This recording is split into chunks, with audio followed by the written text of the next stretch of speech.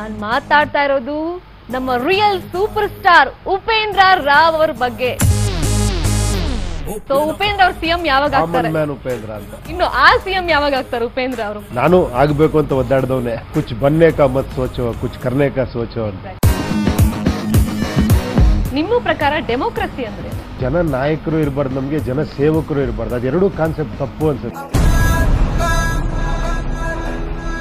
Leadership quality ಅನ್ನೋದು ಇದೆ ಉಪೇಂದ್ರ ಅವ್ರ ಹತ್ರ. ನಾನು ₹1 ಇಲ್ಲಿಂದ ಹಾಕಲ್ಲ, ₹1 ತಗೊಂಡು ಹೋಗಲ್ಲ ನಾ ಇಲ್ಲಿಂದ. ನಾನು ಖರ್ಚು ಮಾಡಿದ ಕೂಡಲೇ ನಾನು ಮತ್ತೆ ವಾಪಸ್ ತಗೊಳಕ್ ಟ್ರೈ ಮಾಡ್ತೀನಿ. ಬಿಸ್ನೆಸ್ ಆಗ್ಬಿಡಲ್ವಾ ಅದು? ಸಿನಿಮಾಗೆ ಬಂದಿದೆ ರಾಜಕೀಯಕ್ಕೆ ಬರಬೇಕು ಅಂತ ಅದು ಗೊತ್ತಿಲ್ಲ. ಅದು ಆಕ್ಚುಲಿ ಹೇಳದ್ನಲ್ಲ ಎಲ್ಲ.